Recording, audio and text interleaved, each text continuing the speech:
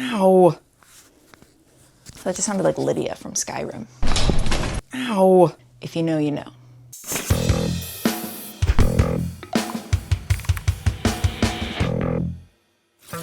Welcome back to JunkDrawer Studios. Today we're gonna make a bunch of cozy little beds for Dungeons and Dragons or any RPG campaign, as well as some other scatter, like these cool little bedside tables with some papers and other little personal details on there, these candles that you see on the tables themselves, and some cute little potted plants.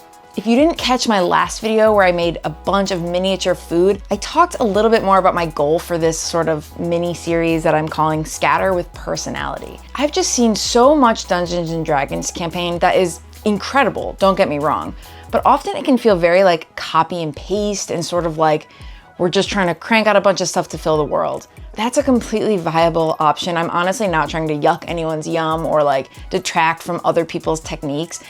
These kinds of things, adding personality, adding a little bit more detail, do take a little bit more time in most cases. But my goal here was just to make the world building feel a little bit more intentional and a little bit more tied to the world of Strixhaven in my campaign. But any campaign, you can just take a couple little details from your PCs or NPCs even, or the world at large, and just make it a little bit more special. For example, instead of making the same beds, I made maybe almost 10, and they're all quite different.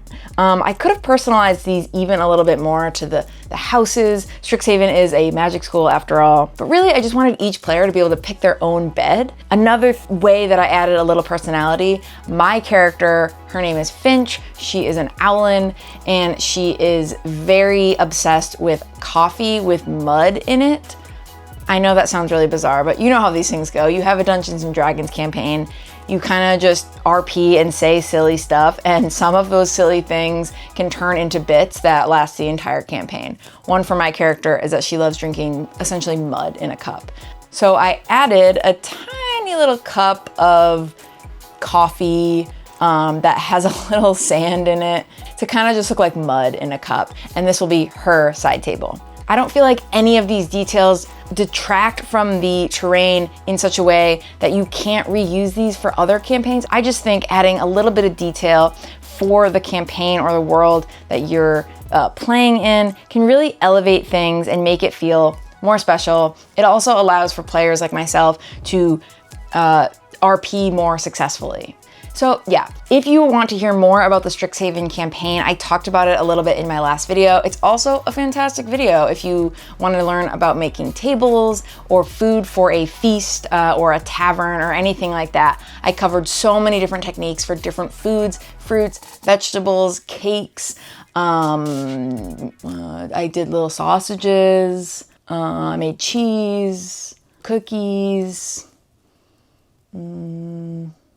I think that's it.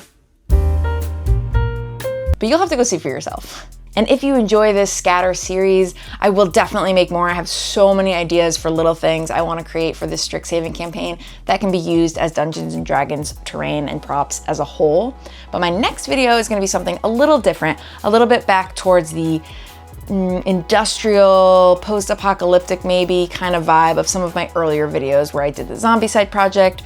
This one isn't going to be for Zombicide, but if you followed due to my Zombicide city build, which honestly most of my followers are from that video, I think you're really going to like the next video, so stay tuned.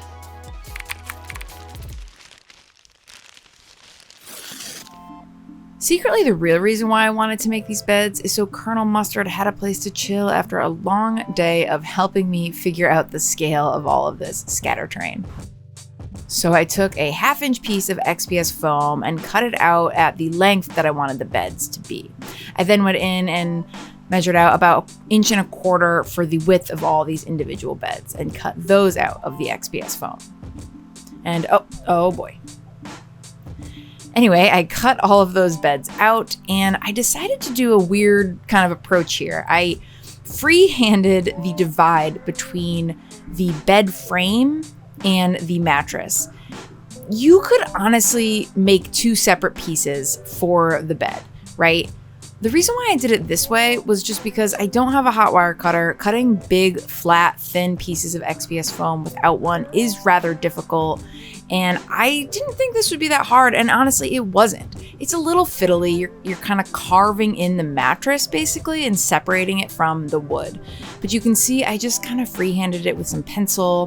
I made the gap wider with a knife and then the dull side of the same pencil. And I really was happy with this. I know it's kind of a weird approach.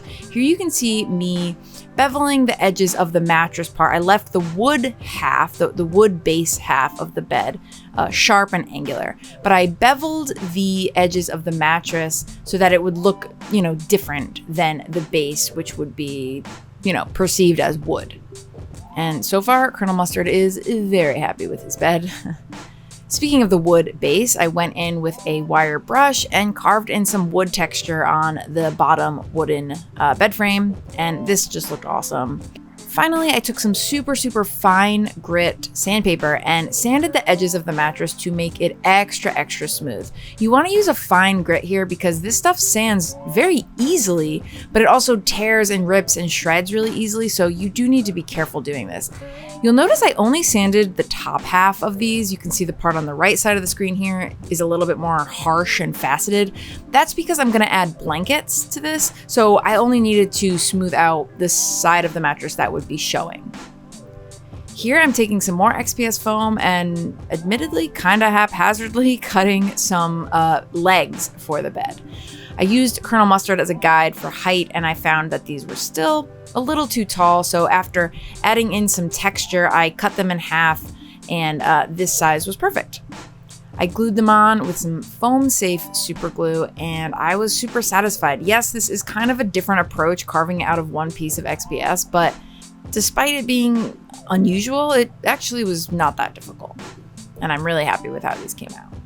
So yeah, I made a bunch. I made about 8 and thought it looked great.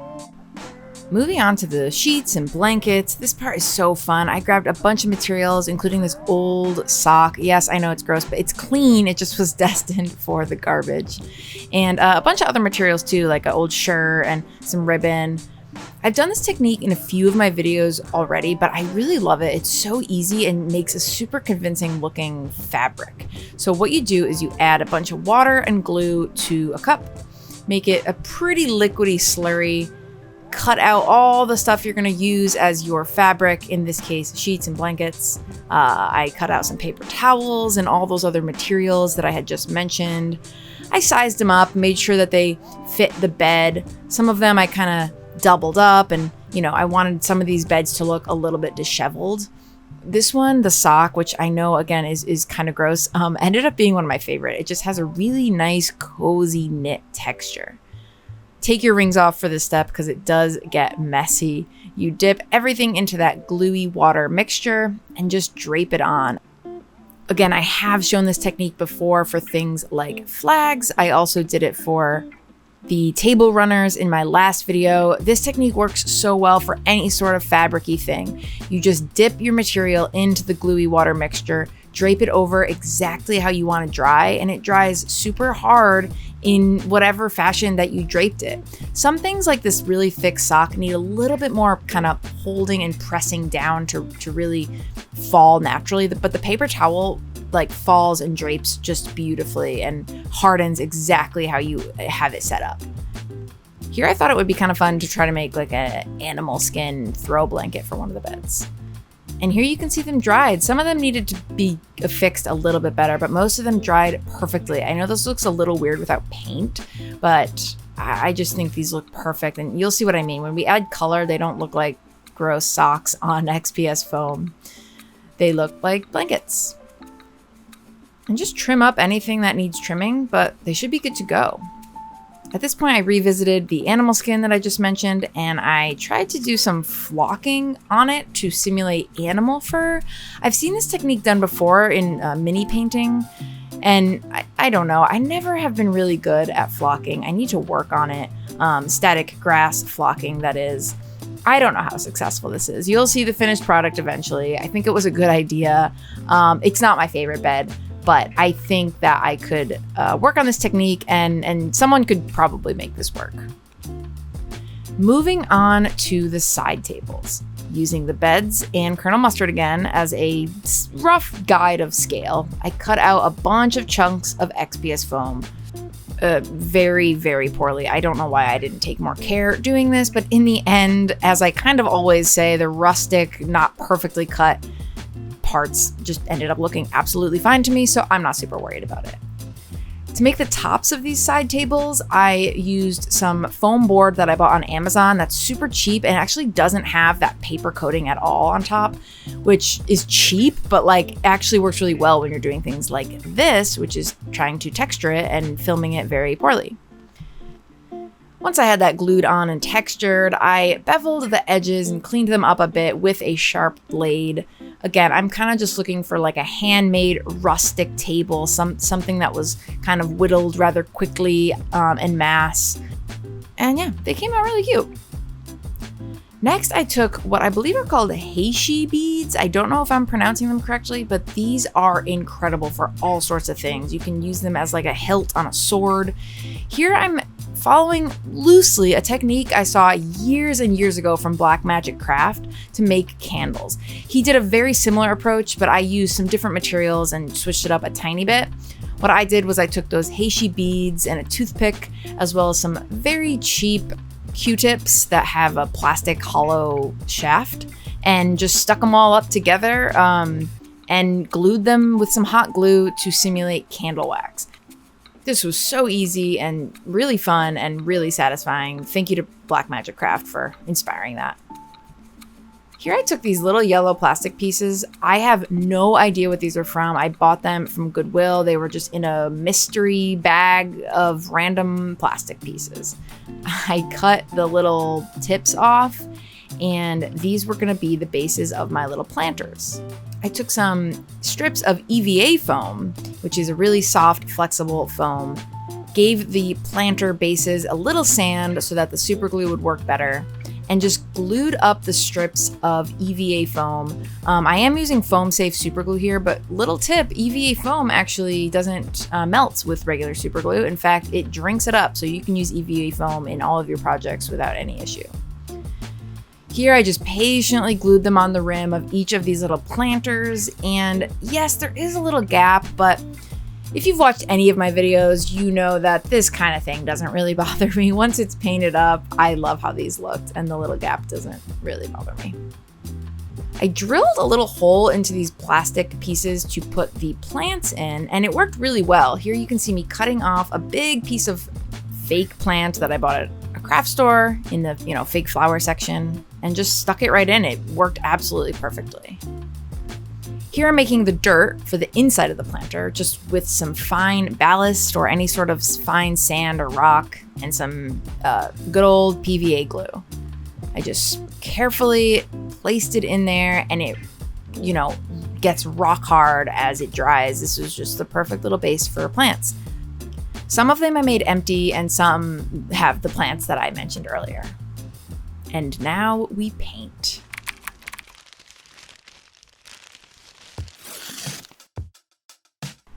As per usual, sealed everything up with some black craft paint and Mod Podge and a little bit of water just to give a nice prime. This one with a sock, guys. It is so cozy. Raid your sock drawers. I made sure everything got a nice thick coat, especially the little detailed bits of fabric so that they would stiffen up even more. Yeah, this step just ensures a nice base coat. It also, again, acts as a primer for things like this hot glue. I think hot glue accepts paint fairly well, but this will make sure it goes on nice. I then painted these up with a whole variety of colors. You can use whatever you like. This is the main thing I wanted to talk about in this video as a way to add personality. It also prevents you from getting fatigued from cranking out the exact same thing every time.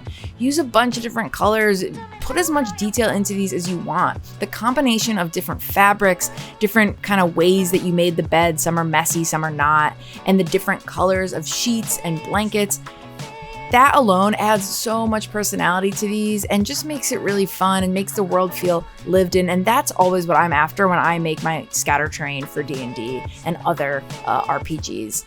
I just feel like the same drab beds, even in a dormitory setting, which this is, it's just not as fun when they're all the same. This also allows me personally to role play a lot better when each bed tells a story and is really unique to each character.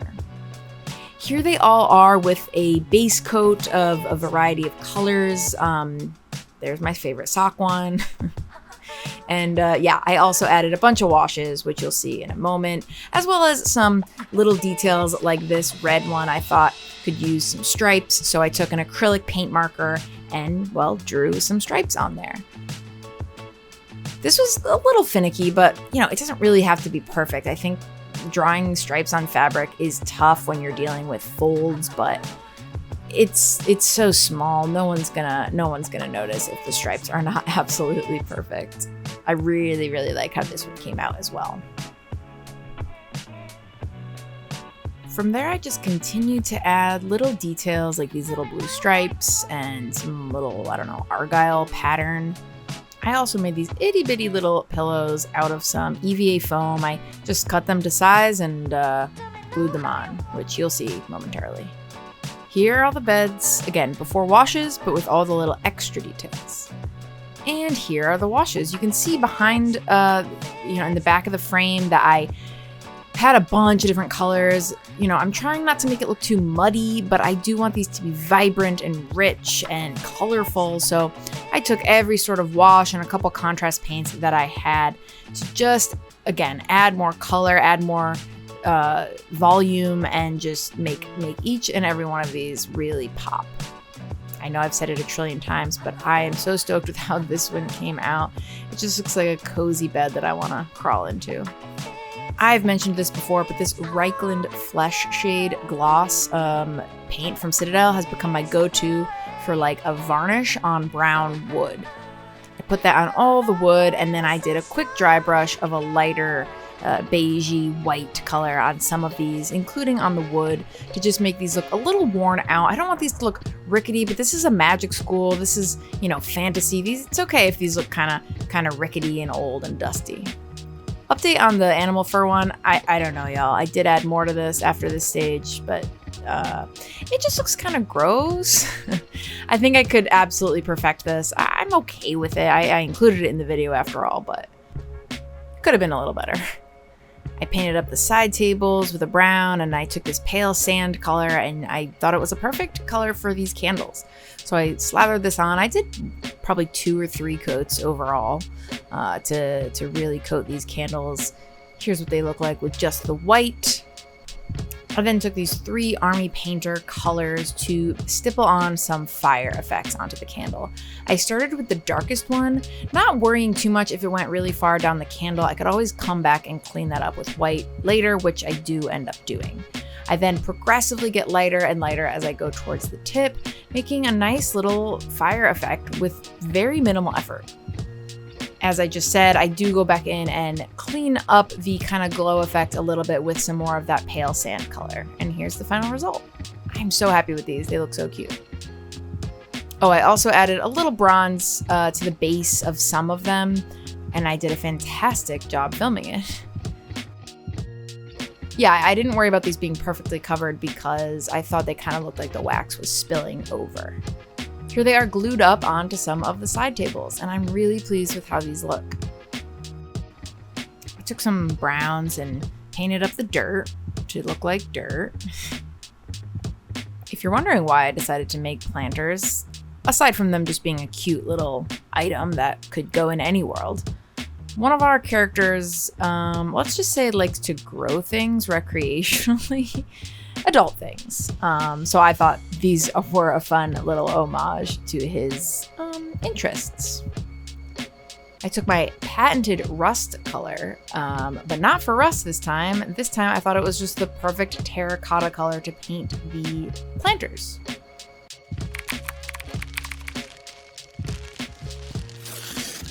Only a couple final details here, including adding some screws to the bases of the side tables because they were very easy to knock over without, and with the screws, they actually have a pretty good range of motion. I printed out a bunch of little sheets of these little like spell papers. You can barely see them, so I also just made some out of plain paper and scribbled on them with a fine marker. I gave some coffee stains. These are students, after all, staying up late for their studies. And I glued a bunch of them onto some of the tables with some glue. I just think this is another way you can personalize these. You can put little symbols on these if you want to hide little details. You can put anything specific to your characters, including a little cup of coffee, like the one I mentioned at the top of this video that you can see me gluing in 2 seconds. Here we go. Yeah, this is a cup of mud for my PC Finch who drinks mud. It's a long story.